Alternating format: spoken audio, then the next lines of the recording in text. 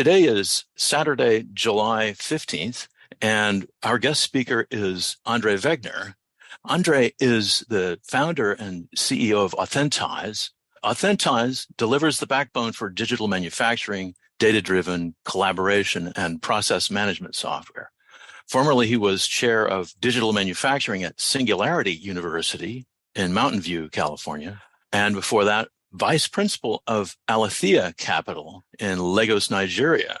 Senior associate before that in Intellicap in India. So Andre has all kinds of experience in the advanced technology world and in working in developing economies to bring them into prosperity. Welcome, Andre. Thank you. It's great to be here. Thanks for having me.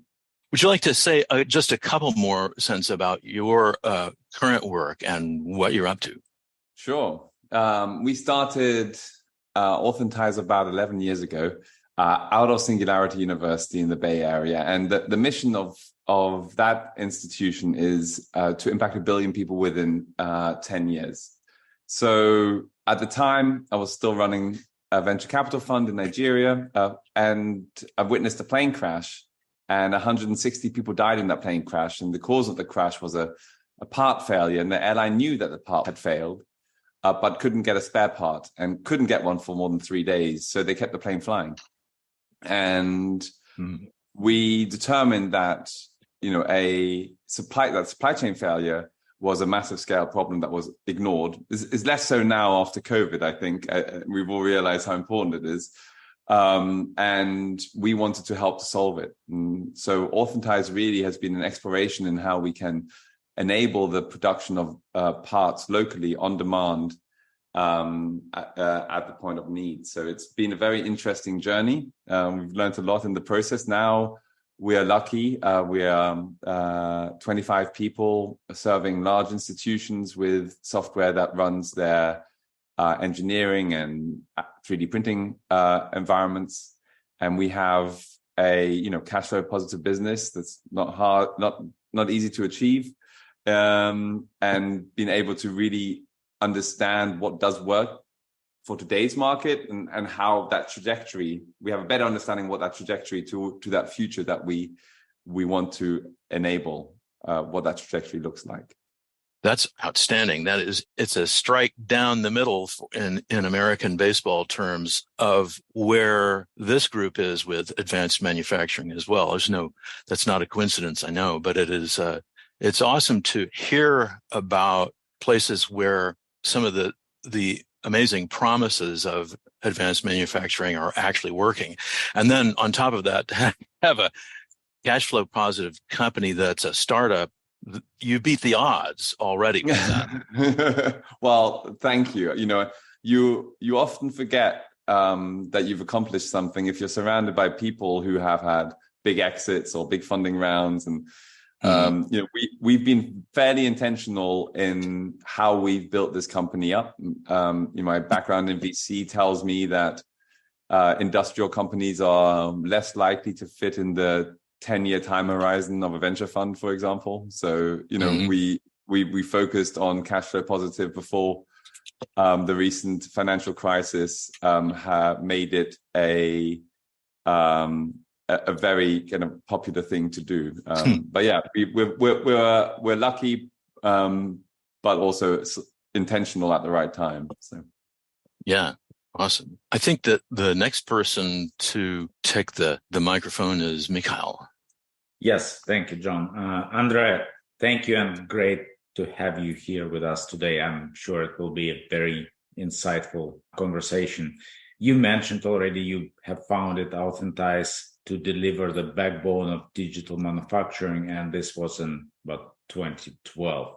Can we unpack this? So what is digital manufacturing? Surely we're still talking about physical objects in the physical world. So why such an emphasis on digital? What makes that digital manufacturing concept a step change from the conventional methods of previous century? And can those conventional methods, such as machining and casting, for example, benefit from the digital manufacturing as well? Absolutely. I think we are increasingly seeing devices deployed on factory floors that are numerically driven. Machining is an example of one that's been numerically driven for a long time. So, this is not a new trend, but we're seeing an acceleration in the diversity of machines that have these capabilities, and maybe a reduction over time in the types of devices that don't have that aren't driven numerically, so they're not driven by software.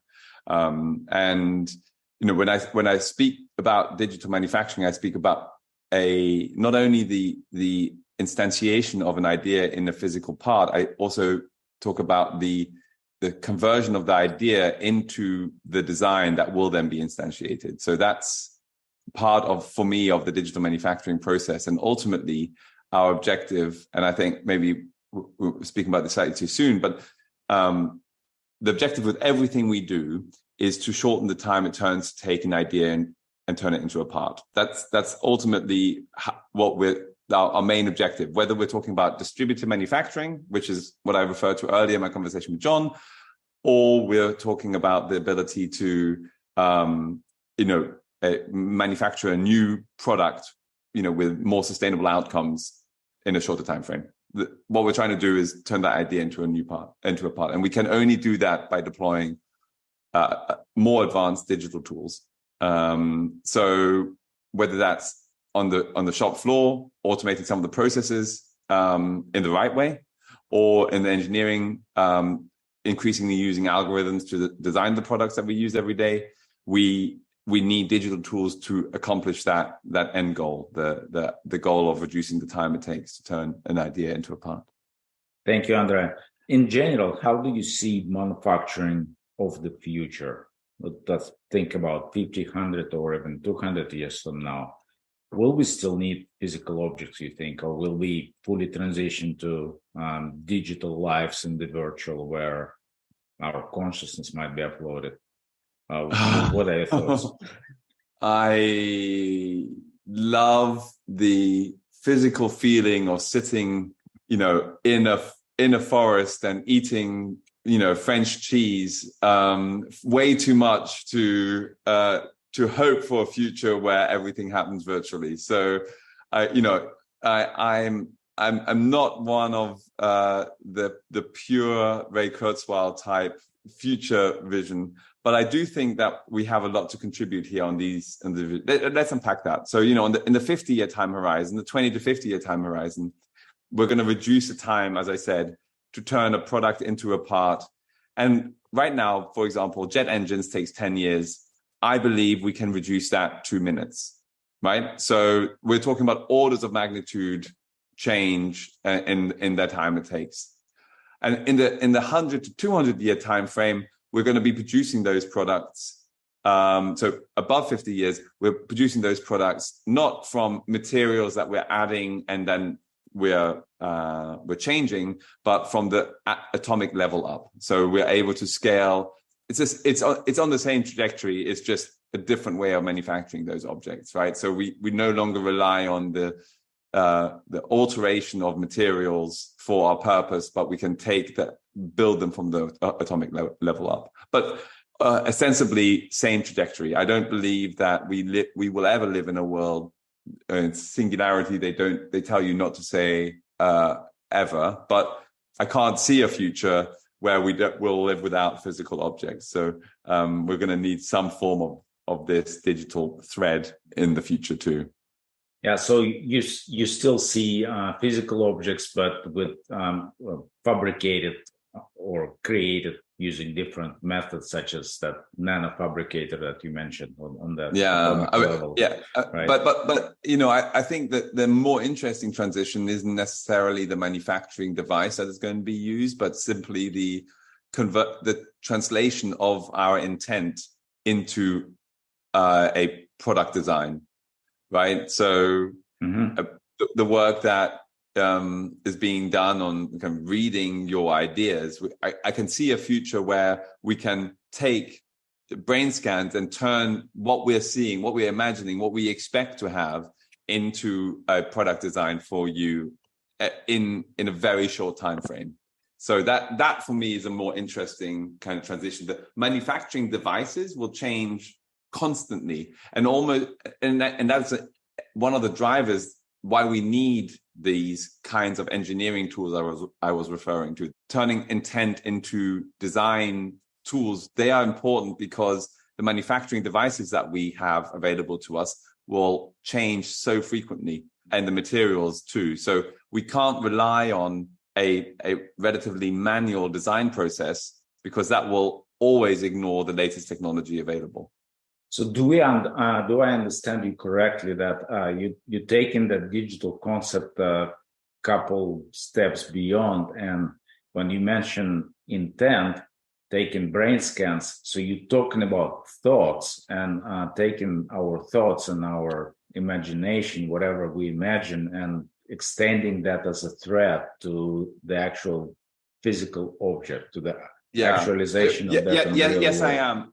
But I think it's important enough for your listeners to maybe talk it through just for a second. Mm-hmm. Right now, the way we communicate intent in most manufacturing settings is a geometry, is a design, right? It's a 3D or 2D design.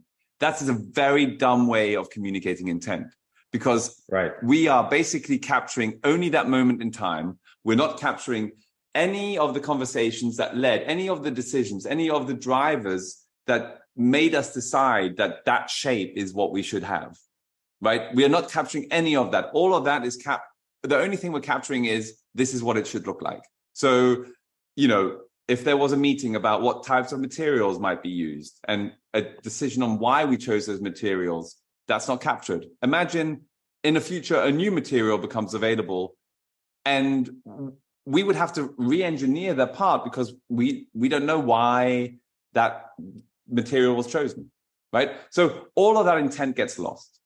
Now, I was always under the impression that what we would move to next, and what I'm already seeing in the market, is some kind of JSON structure, some kind of structured way of capturing intent. And we're seeing this in some of the tools that are available on the market today, like Entopology has a concept called fields. And I appreciate that that's a move towards this concept of capturing intent in a structured way. But the recent advances in LLM technology actually mean that we don't necessarily, we may be able to jump the structured step, and we can just rely on the LLMs to capture intent. So we might just be able to do natural language.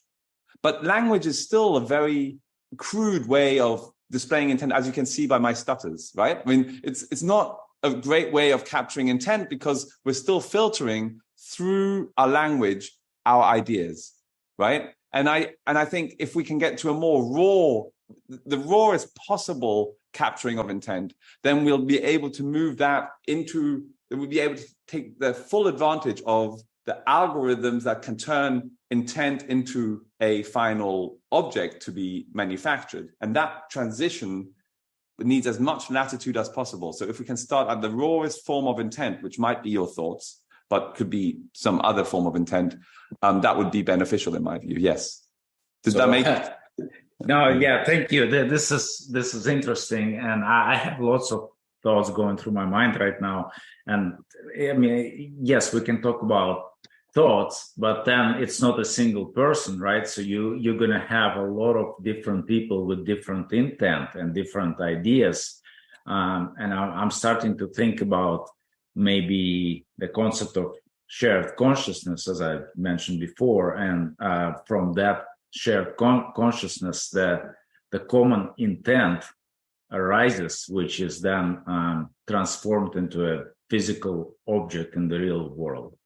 Yeah. I mean, you could also define shared consciousness as an algorithm designed to input multiple different thoughts, right? Mm-hmm. And come up with, that's why I'm saying it's important for us to give those algorithms as much latitude as possible, right? Because the more freedom they have, the more they're able to design for the perfect outcome, because it's not just the thoughts that will drive the design. It will also be the constraints that we have in terms of manufacturing technology available, or materials available, or, skills of the operators that are managing those, whatever, right? So there are constraints that go along with the thoughts, and if we need algorithms to combine those all because they're going to become increasingly too complex for us to manage. No, so this is exciting. Are you a Star Trek fan? I did not get to watch a lot of TV in my childhood, so I never made it into any of the cultural references that others have. But the Replicator is one that is very well familiar to me. Yes. Yes, but based on what you're talking about with shared consciousness and how that gets blended, I'm thinking of the Borg. What do you think, Mikhail? Well, Amanda? I'm not a big Star Trek fan. He's by himself. He's alone. All right. This is your assignment. You've got to. I'll find the episode, but a professor comes out. It's being assimilated by the Borg is being taken into a collective that is a combination of flesh combined with machinery and computing.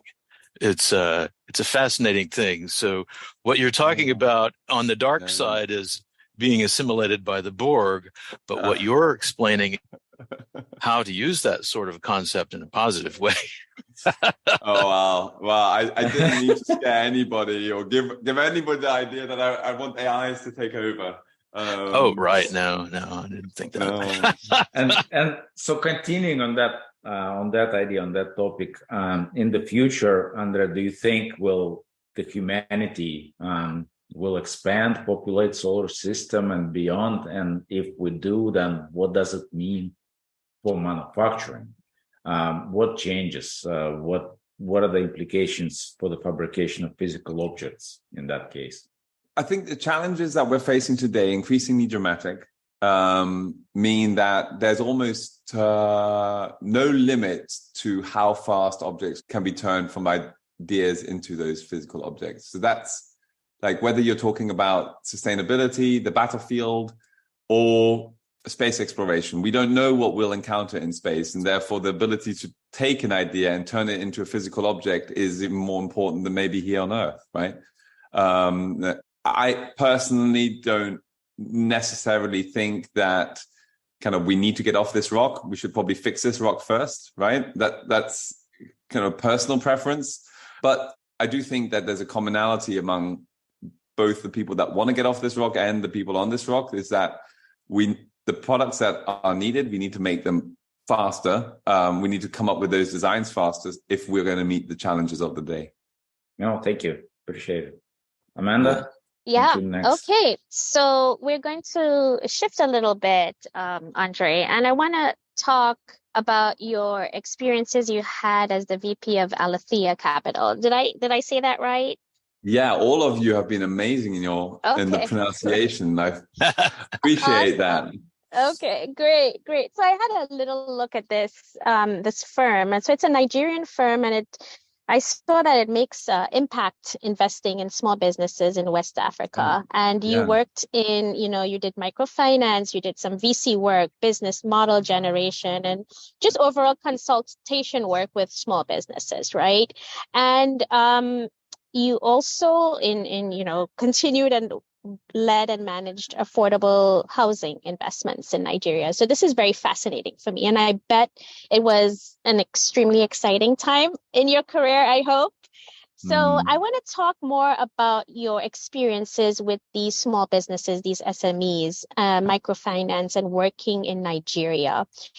First of all, you're in a different place, a different culture. So what challenges did maybe you had working there, as well as challenges that these small businesses had? And if you can draw any comparisons between there and the US, any entrepreneurial lessons you want to share with our audience so far?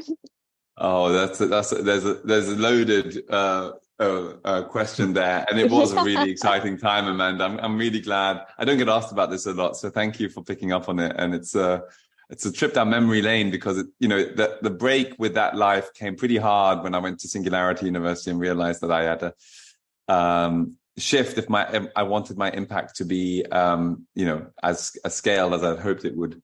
And I think there's two questions here. The one is what are the challenges that the SMEs have have there, and then maybe how do some of those challenges relate back to entrepreneurship in general? And I'll start with connecting the digital manufacturing arm to the challenges that the SMEs there explore. So one project that we had, largely it was just running a venture capital fund for microfinance banks. So we were investing government money from the US, from France, from Germany to buy stakes in microfinance companies and help them grow.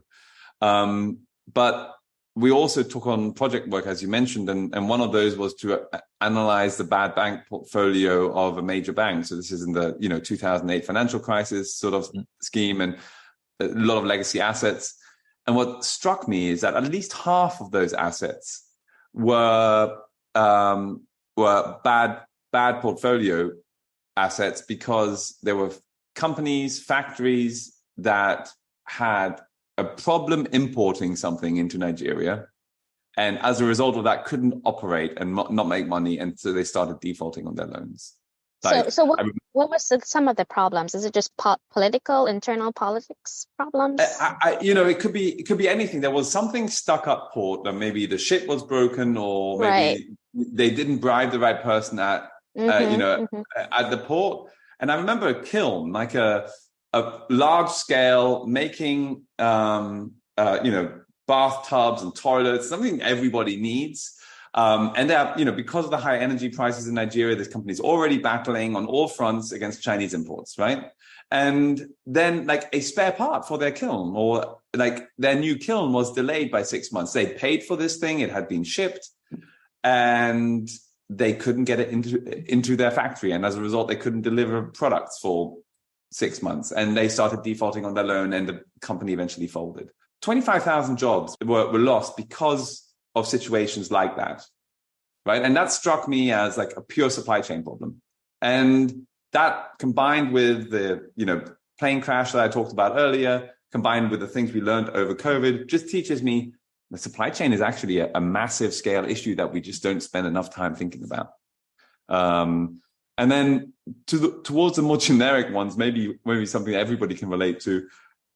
In my time working with microfinance banks, I remember one particular microfinance bank. I was so proud of working with these guys. Old UNICEF people, had tons of experience, had built a bank in 18 months that reached 500,000 people and was providing them with essential financial services that helped their street vendor businesses grow, etc. So I was in love with this company, but there were problems with their financial records that, made them ineligible for me to give them an investment. And so I go to the boss of this company and I say, look, I love you, but there's some problems with the financial records. And he very slowly, older guy, he unlocks his top drawer of his desk, takes out 3 very, thinly typed pieces of bullet pointed paper, and says, my accountant has told me exactly all the problems that we have with our financial books, but the day is only so long, and every day I try to tick a few things off this list. And I think we can all relate to that, right? We are all trying to struggle. We know roughly what the problems are, and I know roughly what the problems are in our business, but I'm never going to be able to go to bed thinking I've solved them all, right? And I think ultimately we can only keep our mental health if we are comfortable with that fact. And that really helped me. That's a story I remember, almost every day. So it's great. It's great to get those life lessons in as early as you can. Yeah. And especially I could just see, so much potential that's there. If only these, as you said, the supply chain problems are solved, these small businesses can really, progress and not fold, right? They can continue with their producing the products or services that they want. So I want to ask you, based on what you did at that time in your life, how do you see that role that you had changing in the next, say, 20 years, in 2043? What would be the critical trends of the future to look for in Africa or West Africa or Nigeria as it continues to rise to reach its full potential? I think that, when I left Nigeria, I was I was determined to help solve one of three crises that I felt were retarding the country. One was energy poverty, and that's clear, right? I only had maybe an average of one hour of power from the grid a day. Everything else was through diesel generators. Nowadays, more and more solar panels. But this is a country of 250 million people on a surface area the size of Texas, right? And they have there's no power. And if there is power, it's super expensive. So very much not competitive. Then there is the supply chain crisis that I mentioned. And then finally, the knowledge gap. And I think this is something that we take for granted in the West with the increasing availability of digital infrastructure. But like just something as simple as finding a plumber that you can trust, right? With all the tools that we have available to us is manageable. But there are no trust networks. There's no knowledge network, so to speak, in Nigeria, or there wasn't when I left 10 years ago.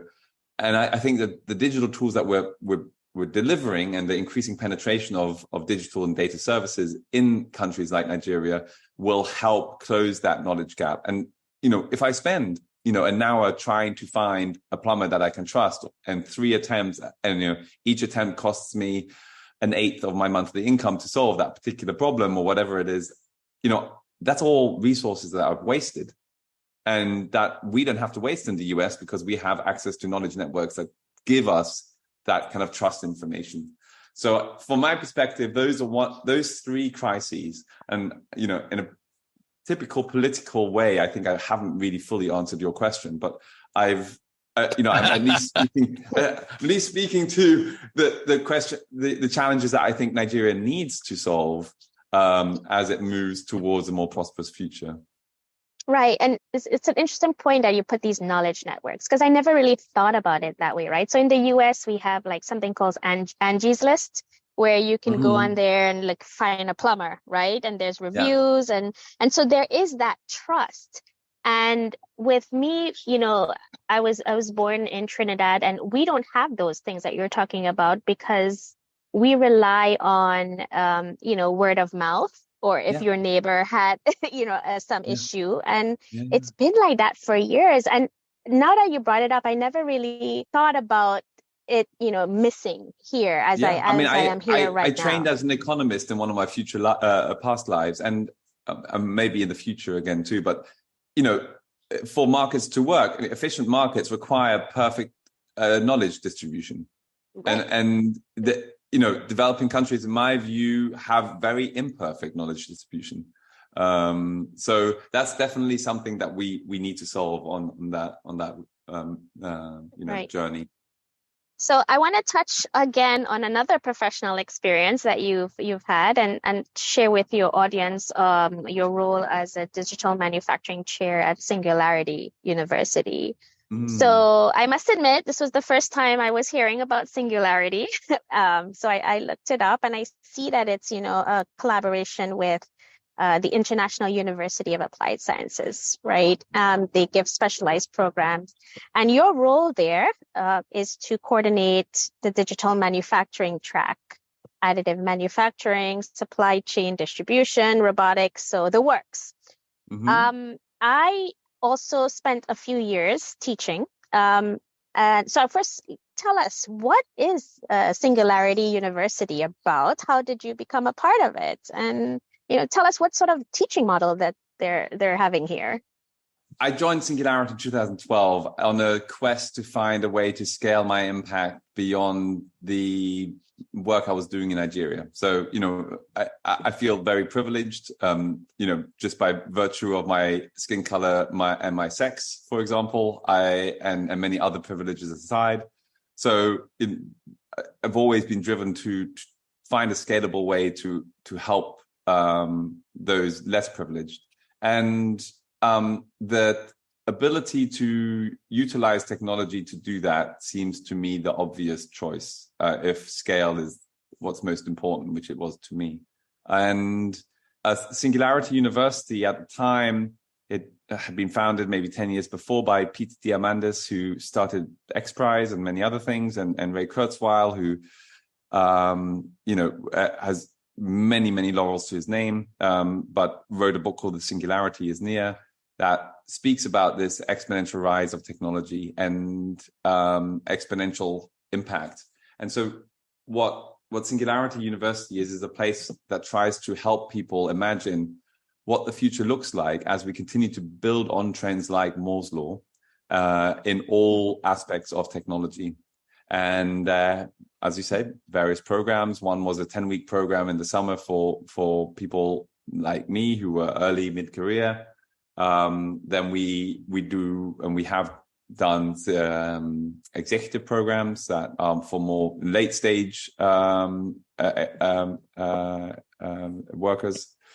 And then we have a number of other different programs alongside some custom programs too. And for me, I mean, just personally, that was a really exciting time to be exposed to all these new technologies. I don't think I'd heard about 3D printing until I joined in 2012, for example. So that was a really exciting time for me. And obviously you are basically in a room with other techno-optimists, if you want to call them that way, who all believe that technology can help solve some of society's grandest challenges. So personally, a great opportunity to learn.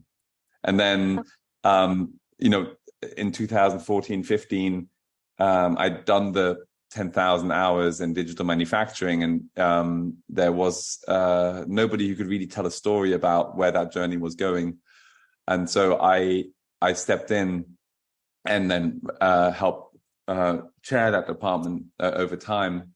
But really, my job is to step back and from my day job and look at what is the 15, 20, 50, 100-year future, the things that Mikael and I just talked about. Where's that journey going and how is it relevant to you today, right? And that's really the interesting transition. I credit Singularity University with any success I may have had in the last decade as a result of kind of constant inspiration and support, just emotional support on that journey of Authentise, making that trip from, a vision to something that works in the market as a sellable product. It can't be overstated how important it is to have a network of people, your tribe, so to speak, who say, look, this is hard. What you're doing is hard, but keep on doing it because it's worthwhile. Exactly. Yeah. And Mikael? I just wanted to clarify or maybe ask a follow-up question. You mentioned, Andre, exponential growth of technology and Moore's Law. So what are your thoughts about that? Will we continue seeing that exponential growth? Will it take a different shape, or does it require a step change in thinking? Yeah, I mean, we certainly won't stay on the old transistor model if we want to double in speed and halve in price for computer speed, computing power. I think that take a step back and you see a series of S-curves, which is what Ray Kurzweil said. It's not my idea. And, we're moving from one model to the next model. The next model might be quantum computing. What I've realized is that every time somebody gets particularly depressed about the state of our evolution, let's say, the news of the last 20 years among economists is how terribly difficult it has been to continue our 2 to 3% productivity growth story that has been driving economies. And in the way I see it, the latest LLMs, I fully agree that the productivity enhancements that we're going to get from those types of technologies that are now being delivered into the market, especially over the last 12 months, it cannot be foreseen. I mean, we're not going to stick on 2 to 3% growth. We might go to 5 to 10% growth over the next 5 to 10 years and then flatten out again. But the point is, we move from one S curve and it flattens out, and then it might take a little time, but the next S curve will continue to grow. So I think that that rise of our ability to turn traditional technologies more digital is inevitable, and maybe your vision of a future where we upload our brain to the internet and continue our evolution there, maybe that isn't so far away after all. So you're talking about gradual growth and then reaching a plateau, and then the need to have the next step change and go into the next growth cycle. That's generally how it happens. Mm-hmm. Yeah. Oh, thank you. Yeah, Amanda? and I want to just piggyback off of that, because with that gradual growth and going on to the next cycle as a teacher, you're teaching these topics. So I also have some experience in teaching. I really enjoyed it, just seeing how students work, they improve their personality types.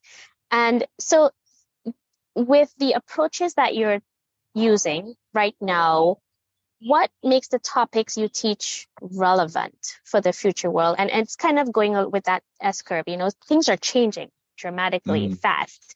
And how do you keep up with teaching a particular topic that might change maybe in 5 years, 10 years, 20 years? What approaches are you using?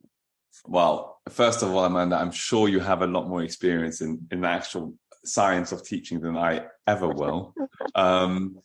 I often say that the only reason I was chosen to help to inspire the next generation of techno-optimists was that I have an English accent and I know how to tell a story. So I'm sure it's not that. I know.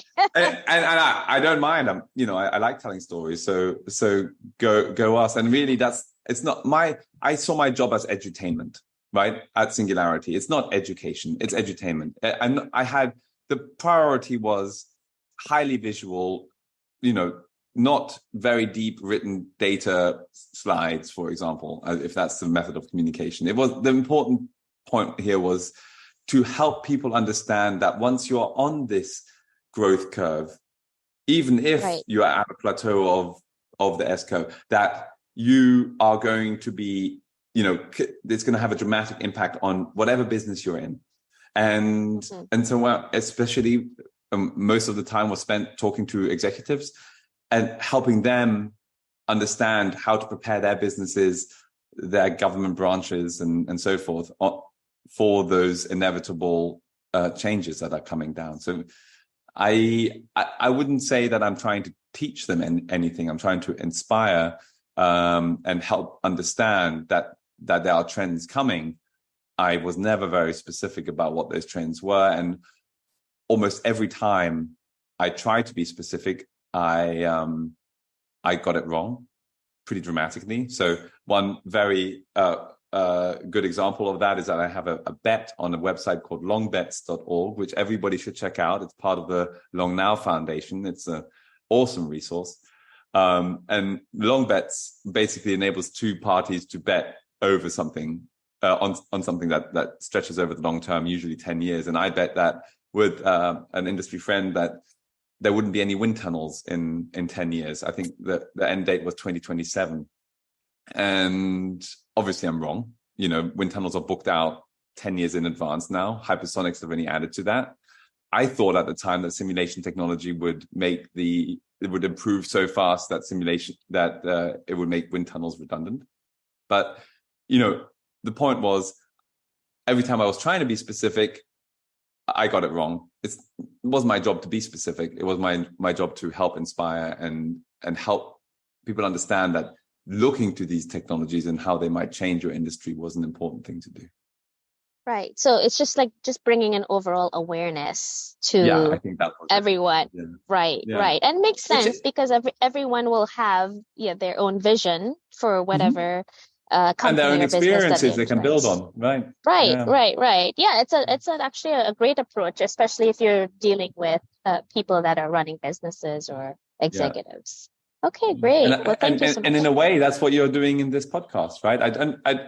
The people listening and spending time listening to this aren't necessarily going to take the what we're saying on a one-to-one basis. They're going to use the overall sentiment communicated through a series of your episodes and be able to utilize that in their daily life. So I feel like you're continuing that work, which is great to see. Yes, excellent. Thank you so much. So in a way, you've already touched on this, but the next topic is, what important trends do you see in society today that change us as humans? There are more parts to the question, but let's start with that. What do you see the current trends that have changed us or are changing us as humans? I'm grateful that you ask. It's a broad question. Thank you. And I'm going to take a step back from, my day-to-day purpose. And I've realized over the last 10 years that, the only trend that really matters and is going to matter for our future well-being as a society is the increasing gap in equality and the increase in inequality, because no progress we make in technology will help us if only the asset owners benefit from those improvements in technology. So we really have to fix that. That's the trend. I'm not the one seeing it. Economists are seeing this growth of inequality, and I'm deeply concerned. Ultimately, it will lead to civil strife and war if we can't find a way to solve it, which will undermine all of our technological progress. So I'm traumatized as a half Brit, half German by Brexit and the populism that brought that about. And I'm seeing firsthand here in London and elsewhere in the country what devastation that reaps. As we have the highest inflation rate of a developed economy, for example. So no amount of technology, no amount of future optimism will help us if we can't get inequality under control. Well, with that in mind, what do you see on the horizon that will affect us? What fascinates you? That fascination may be optimism or concern.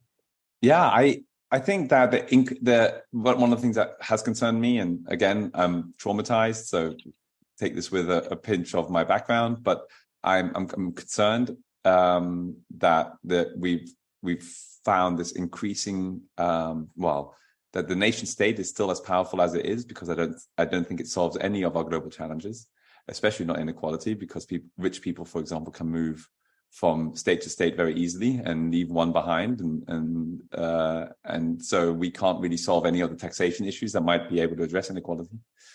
There are optimistic things for sure in that progress as well. I think that we can innovate on democracy with, for example, an agent that is open source, sits on your phone, understands everything you do, and then can vote on your behalf in a more participatory way than the current agent model that we have, which basically sends our agents to Capitol Hill to have a good time and fight against themselves, right?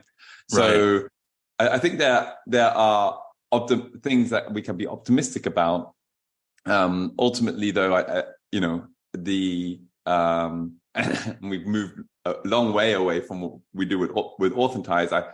Authentise just won a very major contract for government institution that gets it, right? That understands that the compacting the time it takes to turn an idea into a part is amongst the most critical things we are doing, because supply chain challenges are amongst the most critical challenges that we have. And so from my perspective, it's really encouraging to see that. And it's really great to be involved. It's a software company. I think it must be the first time that a software company is a contracting prime in the manufacture of an object, which itself says a lot, right? Because now we've accepted the fact that digital manufacturing is truly digital, and the manufacturing is just part of the equation. So it's very, very many things to be optimistic about. But again, none of them matter if we can't get inequality under control. Yes. Well, and we've had previous guests who've talked about not only the inequality, but the power that should become available to us as humanity if we are able to bring more people with more diverse minds into a system of I actually have a hard time describing the system, but helping them become capable of contributing profitably to economies and to bring their ideas. So there are two edges to it, in a sense that we could kill ourselves with inequality, or we could enable ourselves by driving toward equality and equality of opportunity. I agree. I mean, there's a slight caveat I would say to that, and to my comment on participatory democracy earlier, which is that the death penalty was still something that the majority of the population in the UK wanted. I personally disagree with this, and it was filtered until very recently. The only reason we didn't have death penalty is because the government, through the agents that we sent to Parliament, decided against it for a variety of reasons. So, from my perspective, that populism is easy to manipulate. The individual is easy to manipulate. Getting that person to play more of whatever background they have, play more of a role in our society, it is beneficial. I agree with the statement that you just made, John, but I worry that they are easy to manipulate. Yes. So it's something that that's a slight caveat. Again, I'm a techno-optimist, so I think we can find solutions to that particular challenge with technology, right? Right. There's something called the tyranny of the majority that can bite us in a painful place. So, so looking further though into the future, where do you think we'll be as human beings in 50, 100, 200 years? Will humanity survive that long? Yeah, I think it will. Humans, a bit like America, always does the right thing at the very last possible moment. I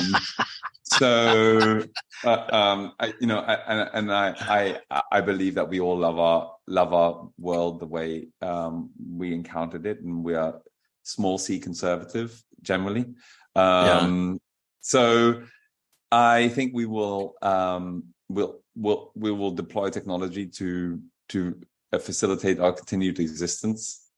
I don't want to see, so I can only talk about my hopes. So my hope is that we do that. My hope is that we don't focus on getting off the rock and surviving in that way.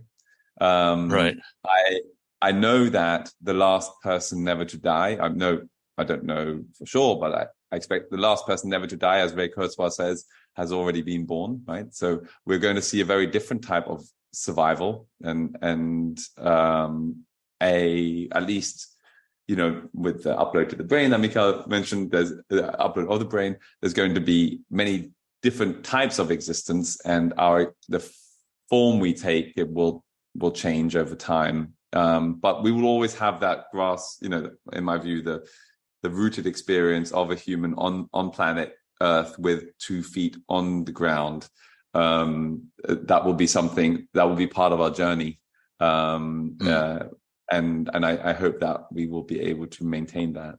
So people are talking about different iterations of life, right? And if you can imagine similar to what you just said, a device-independent life, if you think that life is basically an information process, so passing information, can it become device-independent, which can lead to a variety of different forms and thoughts? I mean, yes, I think it can. And I think that in order to have that profitably, we need to be able to have the existence that we have now as part of our experience. Right? I hope that we will never have existence that is device independent, as you say, without having the experience of the particular device that we now have.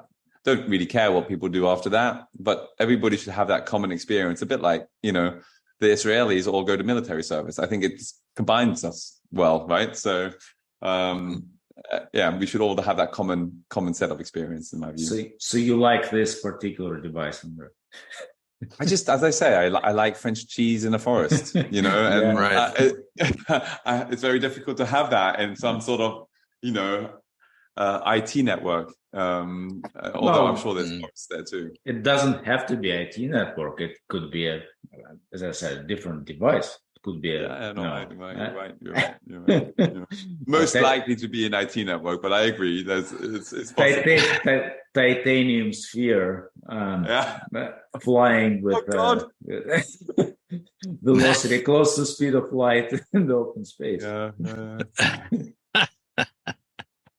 Yes, this is you talk to folks who've had something that that a few years ago was revolutionary now is commonplace, like a new knee or hip. And yes, it improves their lives, takes pain away. But on the other hand, there's nothing like original equipment. So you don't get the same. Yeah, that's right. Humans are incredibly resilient. I guess we have to redefine what human means, a bit like we have to redefine what gender means. But my experience, my personal experience, shows me that all humans meditate. But we just do it maybe subconsciously. We take time out to consider what's happening to us. Maybe we're sitting on the bathroom, or maybe we're sitting in a bus and we're doing that. We don't have to be intentional about our meditation. So I believe that whatever situation, device we encounter, we might find something that is equivalent to eating French cheese in the forest, right? So I don't want to say never there, but I like this version of it a whole lot. So in that forest, do you have a truffle hunting pig? I do now have a breed of dog that apparently does hunt truffles. So I'll have to see. Right. Yeah. To help me find those.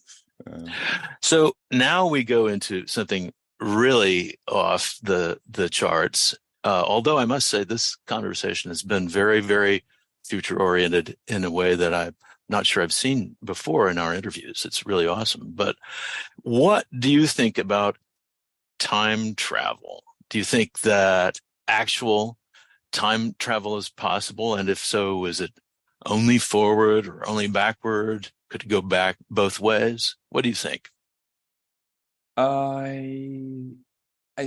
Interesting. I think that it's I once read of a paper that calculated that if time travel were possible, then the amount of energy required to time travel would exceed the energy produced on planet Earth at that time. So, I would like to focus on the pragmatic. I would like to make abundant energy possible first, and then let's have a conversation about what to do with it, including time travel. Yeah. Okay. So, by going back to my not answering the actual questions asked, yeah, but in a very German way, going to my heritage and sticking to the pragmatic. It's like, let's make the underlying thing happen first. Right. Yeah, I think that probably there are many different universes, and some of them are a historical representation of what we are currently experiencing. So I think that there's probably a way to facilitate our travel into different understandings. Exactly what that looks like, I don't know. Maybe it has to do with a virtual reality set on your face. I have no idea. But the reality is, I generally think that the people invent the things that people really need. And so if we need time travel, we will probably invent it, if it is even remotely humanly possible. So if you could do time travel and you could go backward or forward, where in time would you go and why? Oh, interesting. That an age of discovery that we had in the time of Tesla, where really groundbreaking root level stuff, where a polymath was still possible. I think I would love that. Right? I would love the sense that I will know everything there is to know, which is now just completely impossible. Right. So it'd be an interesting time just on a personal basis to be alive on a historical perspective, but I'm not sure I want to travel into the future. John, would you? Oh, I'm not sure about that either. Yeah. I have all I can take care of, just coping with the present. I think some of our previous guests said, if I have the means, if I'm guaranteed to get back, I'd love to go and see what it looks like. but Right. I need a guarantee to get back because there's too many important things and people I that love is a and very good experiences. answer. Yeah. You have a lot of Yeah. politicians on this show, it turns out. Well, and we had an awesome guy who was saying he would just go back to the time just a few days before when he had his granddaughter on his lap. You know, that Right. was Yeah, and enough. I think ultimately those physical, personal experiences are what ends up mattering. Oh yeah, it comes back to that. Well, this has been a very eye-opening conversation. I think we've all enjoyed it a whole lot. But I loved the early part of the conversation, which was in a sense the most futurist, where you're talking about being able to shorten the time from idea to design to object. And you talk about essentially bypassing language, going upstream in a sense in the mind from language to ideas, being able to capture that. That is a line across which I didn't even know, you hadn't even thought of that line, crossing that line. And that's a very, very powerful and interesting direction to go. And that's only something that we came up with together. I mean, you know, my imagination didn't even extend beyond a JSON script for capturing intent until, 12 months ago when LLMs became popular. And I realized that natural language may have a role to play here. And, only in the futuristic mode of Mikhail, thinking about uploading our brain to the internet, that enables us to think about maybe it doesn't end with language. Maybe there's another step beyond language. We shouldn't constrain ourselves in that way. So if we can imagine a shortcut that takes us directly from ideas to physical objects, and imagine that all your ideas suddenly become actualized in the real world. It's an interesting concept because our ideas are formed so much based on our experiences. Right. And I think that only really the ideas of very young children are valid because they have an unbounded imagination. Right. So I would hope that maybe we add a filter onto the ideas of adults that make them more childish or something like that, so we don't necessarily limit ourselves to the preformed ideas of ourselves. Yeah, imagine a zoo of ideas where anything can become actual. I do think that it needs to have some kind of boundary in the sense of, so for example, if you've watched the movie Ghostbusters, there's an unfortunate part of that in which an idea becomes a giant destructive marshmallow man and they have to blast it. So, some amount of prototyping and then a judgment phase is probably in order. Well, how they're solving the current the challenges of the LLM, imagining things and lying is that they're just having competitive LLMs fight each other out. And so maybe that's our prototype is that, we have an algorithm that then just fight.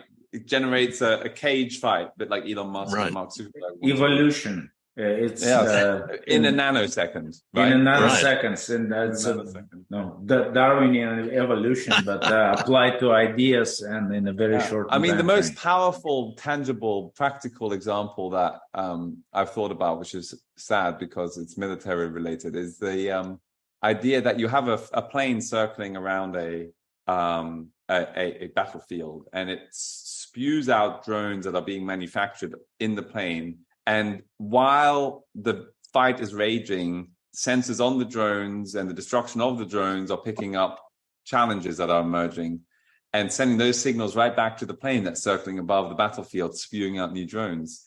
And then those get redesigned on the fly to address the mode of failure that is happening on the battlefield. And what's happening in real life now, very sadly, in Ukraine is that the Pentagon is learning what works and what doesn't work, and the specific situation would happen in real time. and wouldn't await a kind of a decision process that would go on for weeks or months in some back offices. So that's just one very practical example of turning an idea into a part in nanoseconds. There are many others. Instead of waiting 4 to 6 weeks for a custom implant, you would be rolled out of your CT scan right into operating theater. There are many other examples of compacting the time it takes to turn an idea into a part. And I'm really truly believe that it will impact every industry. And without that evolution, we don't have any hope of solving some of the most pressing challenges we encounter today. So I'm optimistic for that reason. I'm seeing it happening. Michael and I are seeing it happening on every day. It just takes slightly longer than we had hoped for, but doesn't it always? This is actually, I think, a fitting close in the sense that normally we ask people to give us some final remarks, but I think that you've just encapsulated a lot of what this whole conversation was about. And I don't necessarily think I have to task you with additional. I'm grateful that you brought the conversation back to the digital manufacturing, because as great as it has been to finagle back, that's ultimately where I think I might be able to add the most value, is because we've been thinking about that for such a long time. Where should our listeners go, or how should they reach out if they want to find more information about you or get in touch with you?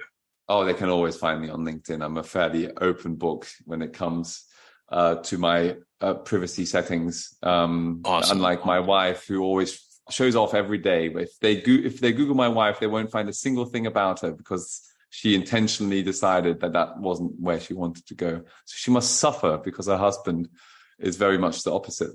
I encourage everybody to get a hold of me, if at all possible. Well, there's always so often couples are like that. One is extroverted and the other is introverted, and there's need for both. Right, indeed. And so the world will continue to evolve. Right. By, some push and some shove back. Yes. Well, thank you very much, Andre. Thank you very much. I don't have a chance to have these types of conversations at all anymore. So thank you, Michael. Thank you, John. Thank you, Amanda, for inviting me. Really appreciate it, Andre. And it's been fun and very insightful conversation. Indeed. Thank you very much. Too. Thanks. Take care, guys. Bye. Thank you for listening to this episode of Vision 2222. And if you enjoyed what you heard, please subscribe, like, and share with your friends. Please also comment, and we'll do our best to respond.